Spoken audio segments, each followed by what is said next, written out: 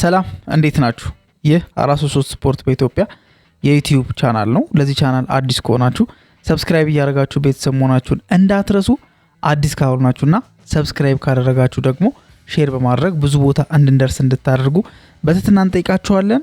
ዛሬም እንደተለመደው በአዲስ ፕሮግራም ተገናኝተናል። በዛሬው ፕሮግራም ደግሞ ሊቨርፑል ከብራይተን ኤንድ ሆቭ አልቢዮን ጋር ያደረጉት አራተኛ ዙር የኤፍኤ ካፕ ጨዋታ ነበረ። ይህንንም ጨዋታ እንግዲህ ሊቨርፑል በከፍተኛ ብቃት ወይ ደግሞ በከፍተኛ ጫናና ተጽዕኖ ማለት ይቻላል 3-0 በሆነ ውጤት ማሸነፍ ችሏል። በዚህ ጨዋታ ሊነሱ የሚገባቸው ፖይንቶች አሉ። ምናልባት በአንድ ጨዋታ መሐመድ ሳላ ጎልም አሲስትም ያስመዘገበበትን መንገድ ተመልክተናል። 252ኛ የሊቨርፑል ጎሉን የሚያስቆጠረበትን መንገድ የተመለከትንበት ሁኔታ አለና አጠቃላይ ስለዚህ ጉዳይ ወይ ደግሞ ስለ ሊቨርፑል አጠቃላይ እንቅስቃሴ የምናነሳው ነገር ይኖራል። እስከ ፕሮግራማችን መጨረሻ ድረስ አብራችሁን እንድትቆዩ ደግሞ ተጋብዛችኋል።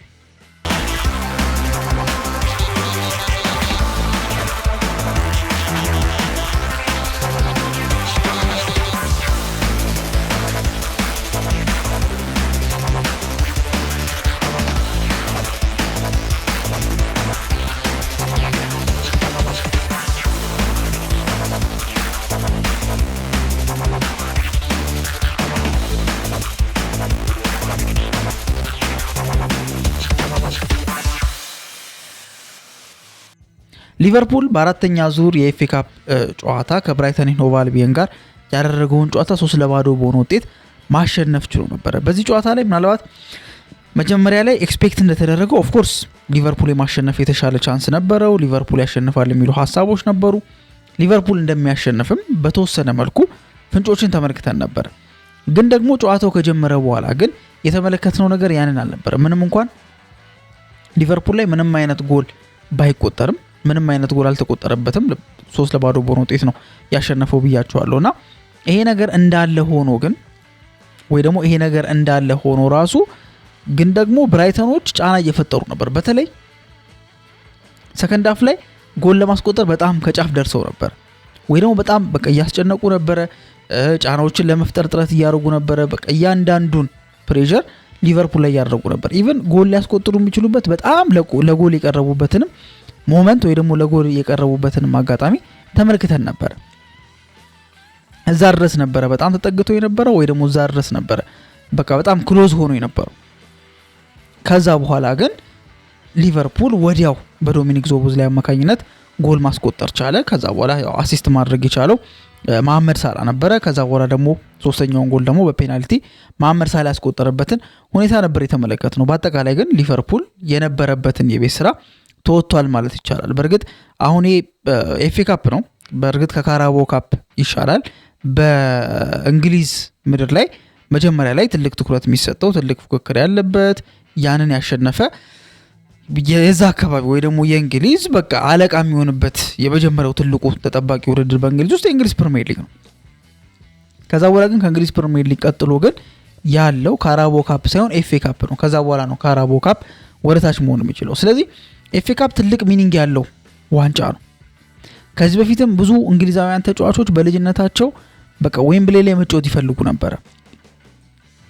ማለትም የፍጻሜ ጨዋታው ላይ መድረስ ይፈልጉ ነበረ። እንደሚታወቀው የኤፍኤ ካፕ ጨዋታ የፍጻሜ ጨዋታ የሚደረገው እዛ እንደሆነ ይታወቃል። እንደዚሁም ደግሞ የግማሽ ፍጻሜ ጨዋታዎችም እንደዛው በዌምብሌ ስታዲየም እንደሚደረጉ ይታወቃልና በጣም በብዙ ተጫዋቾች በተለይ እንግሊዛውያን ተጫዋቾች እስከሆኑ ድረስ በተለይ እዛው እንግሊዝ ውስጥ ተወልደው ያደጉ ሎካል ተጫዋቾች እስከሆኑ ድረስ ልክ በፕሪሚየር ሊግ መጫወት እንደሚፈልጉት ሁሉ በቻምፒየንስ ሊግ መሳተፍ እንደሚፈልጉት ሁሉ በዛው ልክ ባላነሰ ማለት ነው ከዛ ባላነሰ መንገድ ኢቭን በኤፍኤ ካፕ መሳተፍ ይፈልጋሉ። ዋንጫ ማሳካት ደግሞ ራሱን የቻለ ሌላ ነገር ነው። ስለዚህ በእንግሊዝ ምድር በጣም ትልቅ ትኩረት ከሚሰጣቸው ውድድሮች መካከል ከፕሪሚየር ሊግ ቀጥሎ ኤፍኤ ካፕ ነው ያለው። ሶ እዚህ ኤፍኤ ካፕ ላይ ወደ ቀጣዩ ዙር ሊቨርፑል ማለፍ መቻሉ እንዳልኩት ከዚህ በፊትም እንደተናገርኩት በዚህ ዓመት ሊያሳካ የሚገባውን ወይ ደግሞ ሊኖረው የሚችለውን የዋንጫ እንቅስቃሴ ወይ ደግሞ የዋንጫውን ተስፋ ከፍ ያደርጓል ብዬ አስባለሁ። ምክንያቱም ኦፍ ኮርስ አርነ ስሎት በዚህ ዓመት ላይ የትኛውንም ዋንጫ ቢያሳካ ስራውን ያድናል የሚለው ነገር ትንሽ ያስቸግራል ብዬ አስባለሁ። ምክንያቱም ኦሬዲ የሊቨርፑል ባለስልጣናት የሊቨርፑል ሰዎች ልባቸው እንደሸፈተ ነው እየተነገረ የሚገኘው። አንዳንድ በሚወጡ መረጃዎች መሰረት ደግሞ ቻቪ አሎንሶ ወደ ሊቨርፑል የመግባት ፍላጎት እንዳለው በቃ ከሌላ ክለብም ይልቅ ከሌላ ቲም ይልቅ ሊቨርፑልን መቀላቀል ብቻ እንደሚፈልግ የተናገረበትን አጋጣሚ ያው እንደዚህ ኦፊሻል ነገር አይደለም ወይ ደግሞ ከታማኞቹ ነው የወጣው ብለን መናገር ባንችልም ግን እንደሱ አይነት ጭምጭምታዎች አሉና እውነት ለመናገር ዋይኖት ነው ምንለው እኮ አይደለ። በእርግጥ የቀድሞ ክለብ ከመሆን አንፃር ከተመለከትን እሱ ብቻ ሊቨርፑል አይደለም የቀድሞ ክለቡ፣ ባየር ሙኒክም የቀድሞ ክለቡ ነው። ግን ደግሞ ባየር ሙኒክ በዚህ ሰዓት ላይ አሰልጣኝ ማሰናበት ሐሳብ ይኖረዋል ወይ? ቪንሰንት ኮምፓኒ ጥሩ የሚባል ስራ አይደለም ወይ እየሰራ ያለው? እሱ ጥሩ የሚባል ስራ እስከሰራ ድረስ ታዲያ በሱ ቦታ ላይ ተተኪ ይፈልጋል ብዬ አላስብም። ምናልባት በአውሮፓ ቻምፒየንስ ሊግም ከአርሰናል ጋር ተናንቆ ባየር ሙኒክ የተሸነፈው አንድ ጨዋታ ብቻ ነበር። ካስተውሳችሁ በአርሰናል ጋር ባደረገው ጨዋታ ብቻ ነበር ተሸንፎ የነበረው።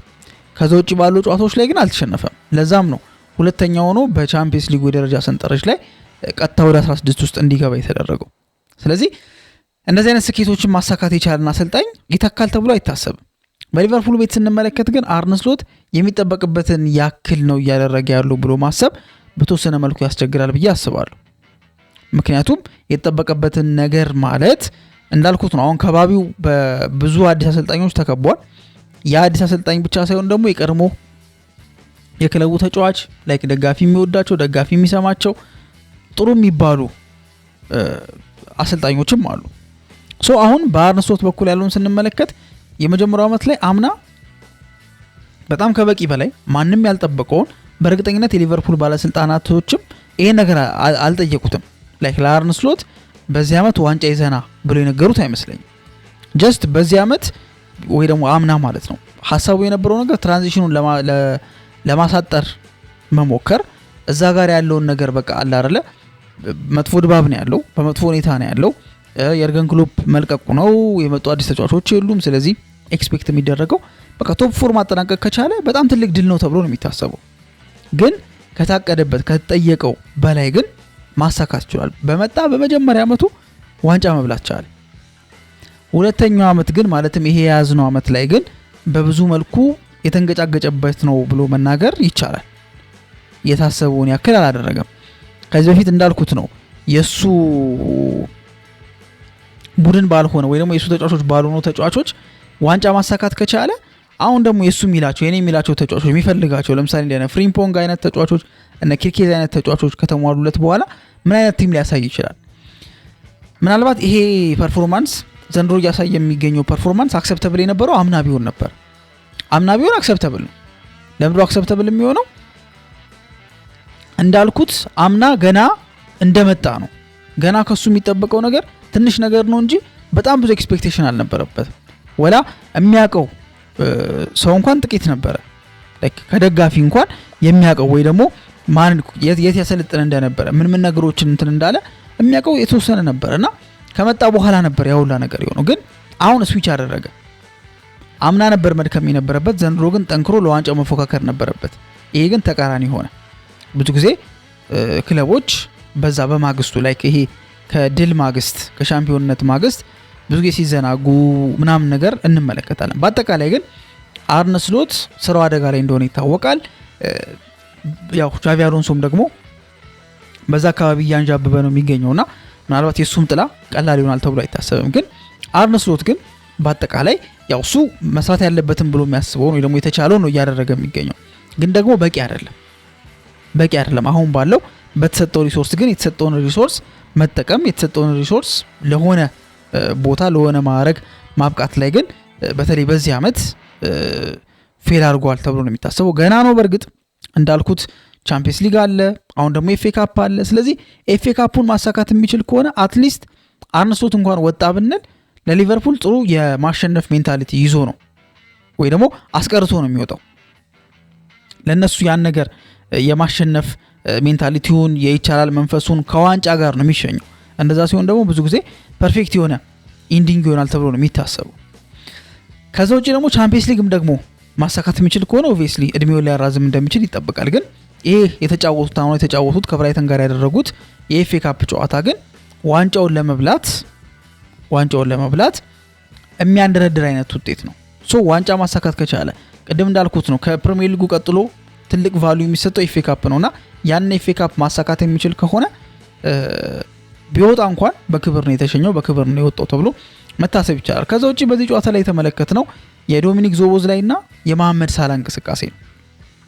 ዶሚኒክ ዞቦዝላይ ምናልባት በተደጋጋሚ የተለያዩ ነገሮችን ሲያደርግ ተመልክተናል። የተለያዩ አይነት እንቅስቃሴዎችን ሲያደርግ ተመልክተናል። በቃ አሪፍ የሚባሉ ነገሮችን ሲያደርግ ነው የምናየው።